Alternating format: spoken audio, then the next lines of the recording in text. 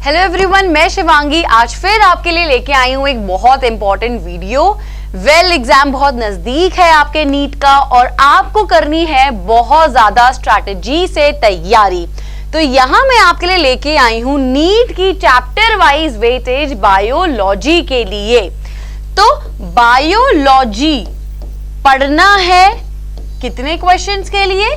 90 questions के लिए। तो काफी ज्यादा हाई वेटेज है इस चैप्टर की, इस पूरे सब्जेक्ट की, ठीक है। लेकिन हमको कैसे पढ़ना है वो डिपेंड करेगा पूरी वेटेज में। अब पहले ही मैं आपको एक चीज बता दूं, बायोलॉजी में बहुत सारे चैप्टर हैं, 11th और 12th के मिला के आपके पास 38 चैप्टर्स हैं। आपको क्या करना है, सबसे ज्यादा हाई वेटेज और सबसे ज्यादा इंपॉर्टेंट उसी हिसाब से हो जाएंगे, वो सबसे पहले प्रैक्टिस करना है। लेकिन आपको एक चीज ध्यान में रखनी है कि जिस चैप्टर में से एक भी अगर क्वेश्चन आ रहा है आपको वो भी करना है। बस फर्क कितना है, वेटेज से आप ये समझ जाओगे कि आपको कितना टाइम आपको एक चैप्टर में लगाना है। तो डेफिनेटली जिसकी वेटेज ज्यादा है आप उसको अच्छे से करोगे, सबसे पहले करोगे, प्रॉपर प्रिपरेशन करोगे, और जिसकी वेटेज कम है आप उसमें ज्यादा टाइम वेस्ट नहीं करेंगे। मैं यहाँ पे सारे के सारे 38 चैप्टर्स को इंक्लूड करके बताऊंगी अकॉर्डिंग टू आज तक जितने पेपर्स नीट के आए हैं। तो मैंने क्या किया है, 10 ईयर का एनालिसिस किया है और यहाँ पे उस हिसाब से मैंने निकाला है चैप्टर की वेटेज। तो स्टार्ट करते हैं। अब सबसे पहले ये है मेरे चैप्टर्स, ठीक है। यहाँ पे मैंने लिखे हैं टोटल 10 ईयर में कितने क्वेश्चंस आए, टोटल मतलब पूरे 10 साल में कितने क्वेश्चंस आए। और मैंने आपको प्रीवियस ईयर्स का भी बता दिया कि 2019 में आपके कितने चैप्टर आए। तो स्टार्ट करते हैं सबसे पहले यूनिट से। अब यहाँ पे है आपका living world, biological classification, plant kingdom और एनिमल किंगडम। अगर इन चारों चैप्टर में से सबसे लीस्ट इंपॉर्टेंट, सबसे कम वेटेज वाला चैप्टर है तो वो है लिविंग वर्ल्ड। तो डेफिनेटली आपको काफी ज्यादा कम टाइम यहाँ पे स्पेंड करना है। कम टाइम स्पेंड करने का मतलब है क्या करेंगे, एनसीईआरटी तो आपको पढ़नी ही है, लेकिन यहाँ पे जरूरी नहीं है आप बहुत सारे एमसीक्यूज लेके बैठ गए और बहुत सारे क्वेश्चन आप तैयार करे ही जा रहे हैं। इतना टाइम आपको वेस्ट नहीं करना, चाहे आपका कोई फेवरेट चैप्टर ही क्यों ना हो, ठीक है। अब आप देखिए 10 साल में अब तक 8 क्वेश्चंस आए। अब ये अप्रोक्सीमेट है, हो सकता है यहां से मेरे से थोड़ी सी चूक हो गई हो, लेकिन अप्रोक्सीमेट 8 क्वेश्चंस आए हैं। बायोलॉजिकल में से 51 क्वेश्चंस पूछे गए हैं, प्लांट किंगडम में से 44 और एनिमल किंगडम में से 52। तो सीधा मुझे यहाँ पे पता लग गया कि 2 इंपॉर्टेंट चैप्टर हो गए मेरे, एनिमल किंगडम और बायोलॉजिकल क्लासिफिकेशन। अब अगर लास्ट ईयर में देखती हूँ इन दोनों ही चैप्टर में से 2-2 क्वेश्चन आए हैं, ठीक है। बायोलॉजिकल क्लासिफिकेशन छोटा चैप्टर है तो अगर 2 क्वेश्चन आ रहे अच्छी बात है, ठीक है। और 51, तो अब अगर मैं 10 ईयर में एक्सपेक्टेड की भी बात करूंगी और उस हिसाब से भी आपको अंदाजा लग जाएगा कि आपको कितनी तैयारी करनी है। एनिमल किंगडम में से भी 2 क्वेश्चन। अब यहाँ पे दिक्कत आ जाती है, एनिमल किंगडम इतना ज्यादा बड़ा चैप्टर है, इतना कुछ है उसमें पढ़ने के लिए, इतने सारे क्वेश्चन उसमें पॉसिबल हैं।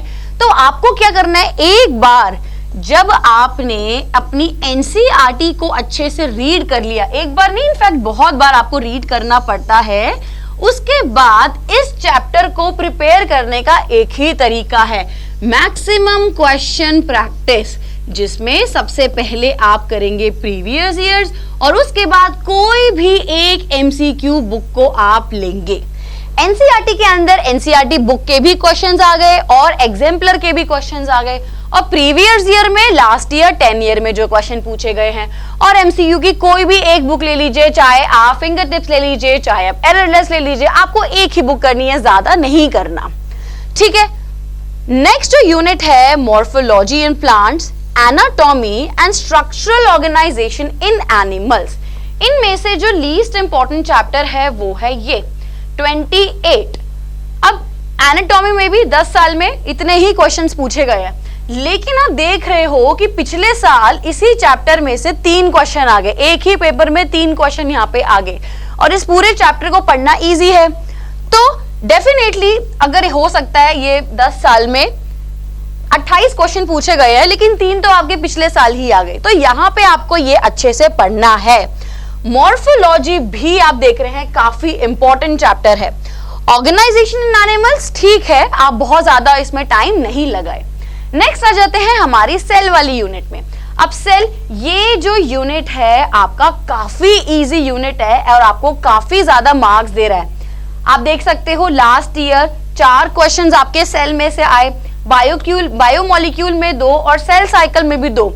तीनों चैप्टर्स को पढ़ना बहुत आसान है, बच्चों को बहुत इजीली लर्न हो जाता है, तो यहाँ पे आपको ध्यान रखना है। तो काफी ज्यादा क्वेश्चन पूछे गए हैं। अब अगर मैं इन चैप्टर्स की बात करती हूँ यहाँ पे जो है, तो कितने क्वेश्चंस एक्सपेक्टेड हैं इस साल? तो 2020 में मेरे अकॉर्डिंग आपके कितने क्वेश्चंस आ जाने चाहिए? लिविंग वर्ल्ड में से एक, क्या कर रहे हैं हम 10 ईयर में से हैं, तो एक एवरेज निकाल लेंगे, 10 से डिवाइड कर लेते हैं, तो 4 से 5 क्वेश्चन पॉसिबल हैं आपके किस में? Biological classification. अब अगेन 4 क्वेश्चन आपके प्लांट किंगडम में पॉसिबल हैं, 4 से 5 क्वेश्चन आ सकते हैं आपके एनिमल किंगडम में से। उस हिसाब से मॉर्फोलॉजी में से कितने क्वेश्चन हो गए? अब 6 तो नहीं आएंगे डेफिनेटली, कुछ साल ज्यादा रहे होंगे, कुछ साल कम, जैसे आपने देखा पिछले साल एक ही क्वेश्चन पूछा गया है। तो अगेन मैं कह सकती हूँ 4 से 5 क्वेश्चन यहाँ पे आने के चांसेस हैं, तो मुझे 4 से 5 क्वेश्चन के अकॉर्डिंग ही तैयारी करनी है। एनाटॉमी में से कितने पॉसिबल हैं? 2 क्वेश्चन। ऑर्गेनाइजेशन से कितने हो गए आपके? 1 से 2 क्वेश्चन।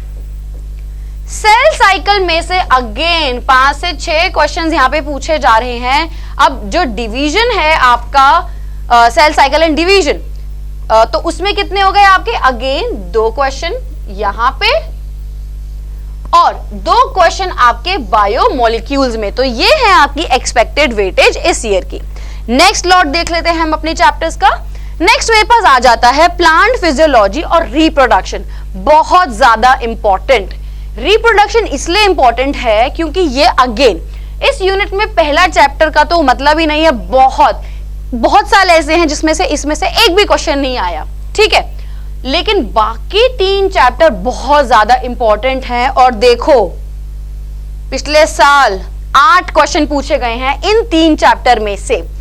रिप्रोडक्टिव हेल्थ को पढ़ना इजी है, सेक्सुअल मतलब चैप्टर बड़ा है लेकिन छोटे छोटे टॉपिक्स है, प्रिपेयर करने में इजी है।